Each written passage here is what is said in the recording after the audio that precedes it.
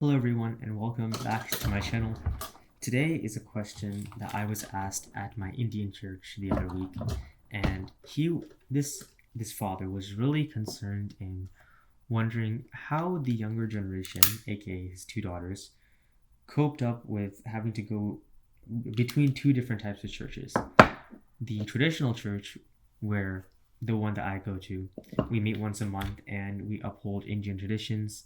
We sing Telugu songs. Sometimes the sermon is in Telugu, and of course, everyone who goes to that church, the older generation, they've grown up in India and they've carried those traditions over to this church. And balancing that with the modern church that people usually go to on Sunday mornings, where they have Sunday school, they have the American pastors, and of course, the other teenagers who live amongst the American culture. And he wondered, as a father, how he can best serve his daughters and to train them in the instruction of the Lord. And this video is pretty much what I told him, with a couple other thoughts that I had afterwards. The first thing to know is that we younger students have gotten very good at flopping between cultures. And I don't think much of the older generation knows this, but we have learned how to very nicely appeal to the older generation and make us respected amongst the aunties and say the right words, maybe even learn the language to impress and to show up for our parents as you do. And while meanwhile simultaneously switching to another completely different characteristic or personality or value set for the modern church, for school, and it's just different, and you just flip-flop between the two. But where genuinity lies, that's it's kind of hard to answer, because perhaps it lies in that person is genuine in both areas, but that's most likely not so. Most teenagers, most children even, they've just learned to behaviorally adapt to get smiles and approval from parents when they act a certain way in this one traditional church, and they act maybe a bit more genuinely, honestly, in the modern church. Because let's be frank, the modern church is where their friends at school go. It's where the culture is saturated. It's where they've grown up. It's their home. And so that's the brutal reality. So I'm going to talk about in depth into why exposing your children to the cultural values and traditions of this church is good, because I think it is really good for kids. I believe at a young age that people should have the opportunity to splat as many things as they can on a wall so that they find what sticks. Because what sticks that's salvation. That's what they're going to do with their lives. So when they're able to experience the traditional church, what their parents value, they can know, okay, do I accept or reject this? And don't be offended at that such question, because they're not asking that question for God. They're asking that question for their own lives, because that is a source of identity. And so it's good that they've experienced that, but you have to realize, once you become the grandfather, your experiences are going to die, right? They're going to die with you. Whatever you've passed on to your kid, it's up for your kid to be receptive to those teachings. And let's hope to God that they've accepted your teaching of the Bible. If they've got the Bible, I could forgive everything else they do. If my children's values are straight in line with the biblical teachings of the Word, I'm fine. Because after you think about it, the church is in way back when, that the ones we see in 1 Corinthians, totally different than the churches that we see now. But yes, we still see good Christians, strong Christians, theologically astute Christians living godly lives in the modern churches. So the change is not a bad thing. It's just, with your kids, you have to be very careful. Are you pointing them to truth? Because at that point, once you're old, they're not going to listen to you anymore. But did you, when they were children, make them understand the importance of what is in the Bible. Okay, so all this to say, there is a very good chance, like a 90% chance, that your culture's tradition, values, language is going to die with you, especially if you immigrated here and your children has grown up in this country. Because even if your children speak very, very fluent Telugu, mother tongue, just imagine the chances that your grandchildren will. It's tough. It's really tough because already so many children who's grown up here in America were born here, they can't even speak half the mother tongue language. And it's also, if you look at the Hindu families, so many people are just going a-religious. Values and traditions of your motherland is going to be lost. It's going to be dissolved. It's going to be diluted in the Western culture where we are today, unless you move back. That's the only way you can save it. Luckily, the Word of God is strong and firm. So if you teach your children in that right way, you kind of have to forgive everything else that happens after that. This father who asked me whether to take his family to this traditional church, this Indian church, he asked me, how can I come to church, or what should I do in order to get the most spiritual gain, the most growth with God?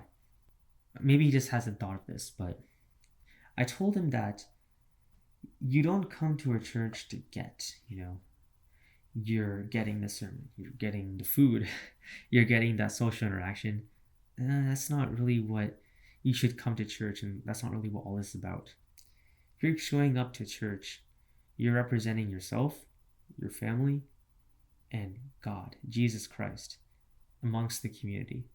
And as a man, and your family, you're coming to this church to minister God through your actions, through your leadership, and if you can, and if the opportunities are right, through your words. So you are providing to this church, and the church is the people, not the building. You're providing to this church the glory of God through your presence. Okay, you are here at this church to give. And so, do you want to come to church, this group of people, to get, closer to God? I told him, verily, verily, spiritual growth happens in private, behind closed doors, in a closet, on your knees, begging to God. Okay, that's where the spiritual growth is happening.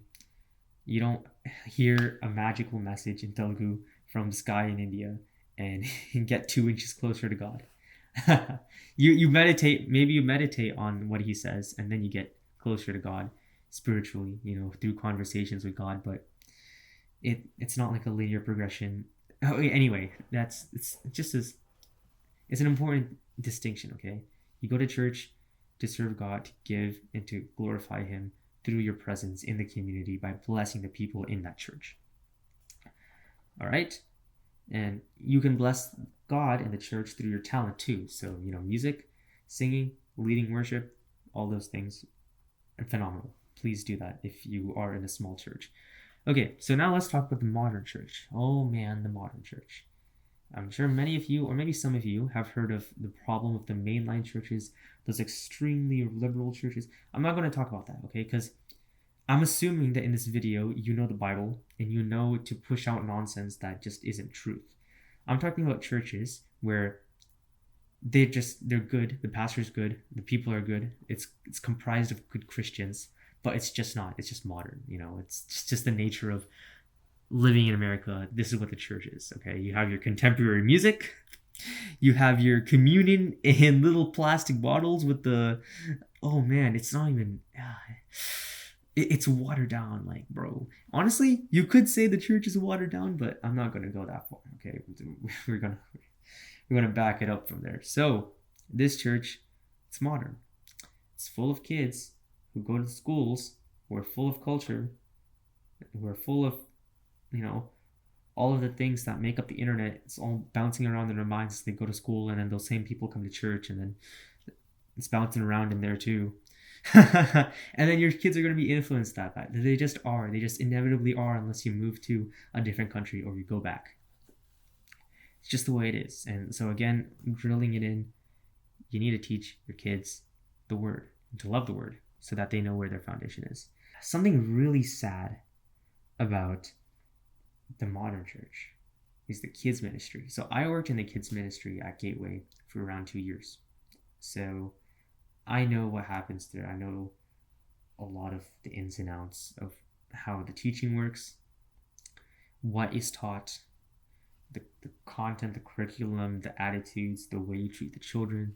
It's all very careful, it's all very calibrated, oh so carefully. 2 teaspoons of prayer and 1 gram of Bible memory verse, and then a whole lot of be careful. But the point here is that does it reach the hearts of the children on a personal level? It really doesn't. It really doesn't. It's you get a coloring page of Jonah and you show it to your parents and the paper's forgotten about.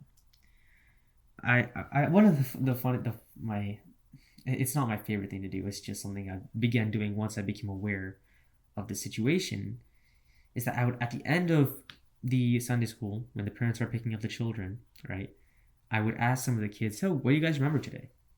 It's a simple question, right? Maybe they learned about Joshua, maybe they learned about Moses, it's just, maybe at least if they say the name, right? So hungry, Samuel. I think my mom's gonna get me Chick-fil-A after church, so I'm so excited for that. But then last night, and so yeah, I don't really remember what I was in church, but I know there's a new Barbie movie coming out, but I'm not allowed to watch it yet because my parents have to watch it first. And then after that, I think that video that they showed in class was really funny. And then also they made such funny noises as they walked around.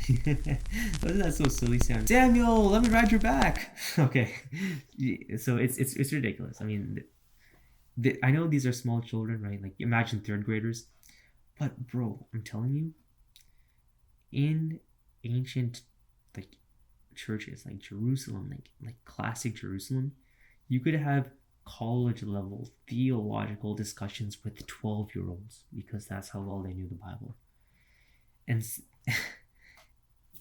and this is the modern church. Animated videos, a gram of gospel. And it's, if you are believing that this church is going to feed your children's soul the gospel, you are very, very mistaken. Very mistaken. Okay? The modern church, it's just, especially in the kids ministry, it's like I wouldn't say a joke, but nothing happens. It's just a place where it's literally treated like a daycare.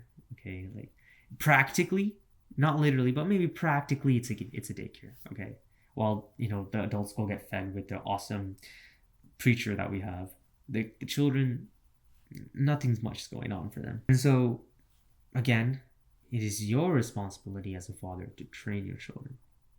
Another problem with the modern church, like I said before, the teenagers they're not going to be smart.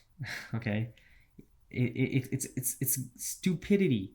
A bunch of teenagers gathered together, having maybe a nice little wholesome Bible study. You have your 17-year-old here along with his other 5 17-year-old friends doing a Bible study. It's just stupidity talking amongst stupidity, like they all know the same things. This was never how the church was built back then. Young people had mentors who were much, much wiser than them.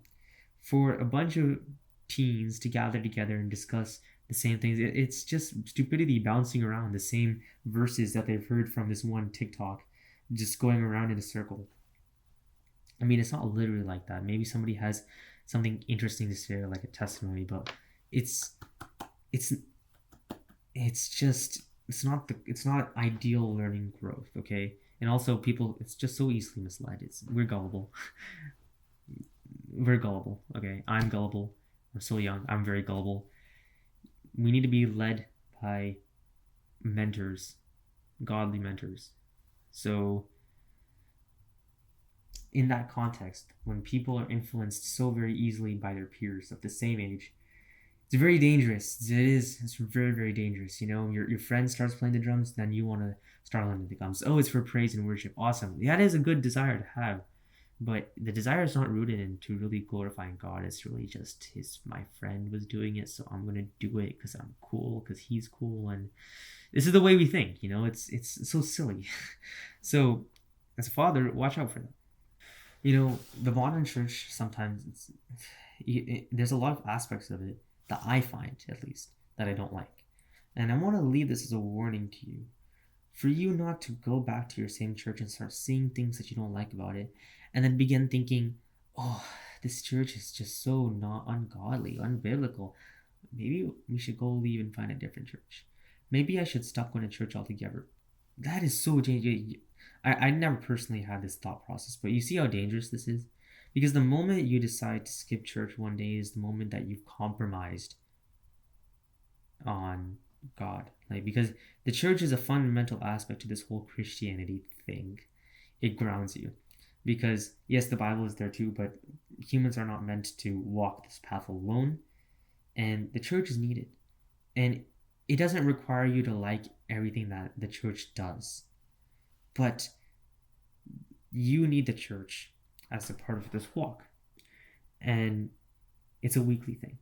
It's a Sunday morning thing. It's the day of rest kind of thing. So maybe the traditional church, my traditional church doesn't meet every week, right? It's a monthly thing. So that's why we have this other church. Don't leave the church, because that's it's just Satan attacking you right there. Very, very, very directly telling you to leave, because when you leave, your life will slowly, ever so slowly, just rot. And so I'm telling you now, rather than pulling away, dive in. Get involved in the church. Start volunteering. Start serving. There's so many opportunities, especially in these big mega churches, for volunteers. And it's not necessarily giving your money. That's tithing. It's a different topic. It's not necessarily, oh, okay, I'll just donate whatever. It's the investment of your time and your body into the body of Christ. And that very personal investment, your heart will begin to get tired with the church. And it's good because you're glorifying God. And the most important thing about this is that when you serve, your kids will inevitably, looking up at their father, will follow in your path.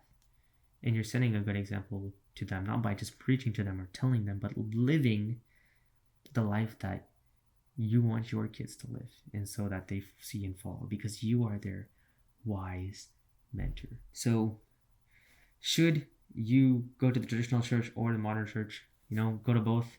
Expose your children to as many things as they can. If your children ends up wanting to go live in New Zealand because they hate America, all the power to them. Did you teach your kids the foundation and the importance of the Bible?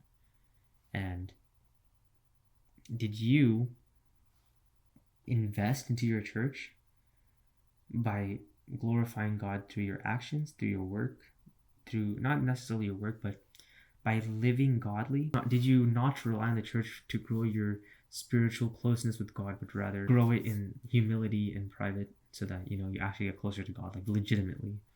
Because it's a personal relationship. It's not like a intrapersonal relationship with God. It's a personal relationship with God. And did you train your children in the way of the Lord as you should? And so with that, if you enjoy microphones, tell me what your favorite microphone is. I have this video about the masculine role of the son in the household. So if you're interested in that video, go click on that, and I'll see you later. Bye.